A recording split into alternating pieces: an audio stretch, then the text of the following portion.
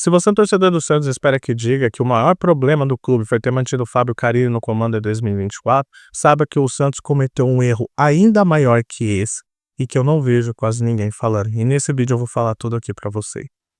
Quando você entende que um time com o tamanho do Santos, um time de massa, um time popular, com uma camisa pesada, cai para a segunda divisão, você espera a primeira coisa é reestruturação. Então, diferente dos outros anos, onde você tem campeonatos mais difíceis de serem competidos, porque sim, a Série B comparada com a Série A, uma Copa do Brasil, uma Libertadores, é um campeonato menos difícil de se competir, apesar da competição física que tem, da entrega que você precisa por conta de vários fatores, como por exemplo, campos mais difíceis, você tem uma certa tranquilidade. E principalmente no caso do Santos, como por conta da incompetência de gestões passadas não fizeram o clube nem se classificar para a Copa do Brasil, você vê com que o Santos ele tinha um calendário extremamente restrito, que era o quê? Somente o Campeonato Paulista e somente o Campeonato Brasileiro. Quando terminou o Campeonato Paulista, o Santos só ficou com o Campeonato Brasileiro da Série B. E o Santos, ele poderia sim ter aproveitado a questão de uma reestruturação que não aconteceu. E aqui a gente vai dizer quem são os culpados de fato disso. Você precisa entender que o torcedor ele pensa de uma forma e a diretoria pensa de outra forma. O torcedor, e assim como a diretoria também vai dizer que isso é um pensamento universal, que o time precisa subir rápido. Sim, o time precisa subir rápido, só que a torcida vai por um caminho e a diretoria precisa, naturalmente, ir por outro caminho. Aliás, eles têm estudos, eles têm informações para isso. A torcida quer que o time suba, principalmente de qualquer jeito, mas de qualquer jeito eu digo, como a organização tendo seu DNA estabelecido, o Santos como uma equipe muito bem ofensiva e uma equipe que domina seu adversário e principalmente organizado. Isso é o pensamento da torcida, dando show dentro de campo. O pensamento da diretoria é pegar esse pensamento da torcida e entender se é possível fazer isso ou não. Dentro da realidade do Santos, é muito difícil você pensar que o time ele possa, principalmente comparado aos outros grandes clubes do Brasil, estabelecer essas condições por conta do seu orçamento. O Santos, nos últimos anos, se a gente for pegar o ano de 2023, ele faturou teve uma questão de faturamento de 400 milhões contra 1 bilhão contra o Flamengo. Então o Santos ele não tem dinheiro.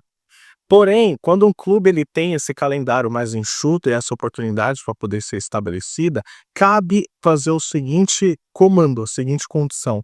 Eu vou diminuir os meus custos, eu vou aproveitar as oportunidades para poder fazer ativos das quais eu consiga vender futuramente. Então, faltou o Santos analisar esse trabalho da base. Por quê? Porque o Santos atualmente ele tem 36 jogadores. Uma média de idade por jogador de 28,1 anos. Ou seja, é um elenco envelhecido. É um elenco que, apesar de experiente, como jogadores como Gil, Juliano, o próprio Otero, o William Bigode, o Furt, o Pituca, o João Schmidt, você vê que tem jogadores ali de peso e com qualidade técnica que conseguem dar sustentação, porém você vê que é um time muito envelhecido. E quando você tem um calendário mais tranquilo para conseguir fazer essa mudança e esse diagnóstico ser feito, você precisava rejuvenescer o time. Então, ao contrário dos outros anos, o Santos teria mais tranquilidade para poder aproveitar a base. A base que deu uma movimentação, por exemplo, no ano passado, de 37 milhões. O Santos ele conseguiu vender o Marcos Leonardo, ele conseguiu vender o Ângelo, mas são jogadores que poderiam ter rendido melhor e mais tempo caso o Santos tivesse a condição que ele tem hoje na Série B, que é de ter um calendário um pouco melhor, um pouco mais tranquilo devido à sua condição. Se o Santos ele tivesse entendido isso, ele conseguiria ter vendido os jogadores por um valor ainda maior. Então, nos últimos anos, devido à sua crise, à sua má administração e à falta de dinheiro de comprar jogadores, o Santos ele teve que lançar jogadores da base, muitas vezes prematuros, muitas vezes não conseguindo render aquilo que esperava, mal saía da Copa São Paulo e já tinha que jogar, por conta de não ter dinheiro. E acabou vendendo vários jogadores, inclusive até queimando a tapa de alguns, diferente de alguns anos e diferente de outros clubes que vêm estruturando sua base e fazendo essa pivotagem de uma melhor maneira, como por exemplo o Palmeiras. O Palmeiras ele consegue ter uma mais paciência com o seu jogador da base e ir lançando aos poucos porque a estrutura financeira permite com que o clube tenha essa paciência com o jogador. O Santos ele poderia ter essa paciência agora na Série B.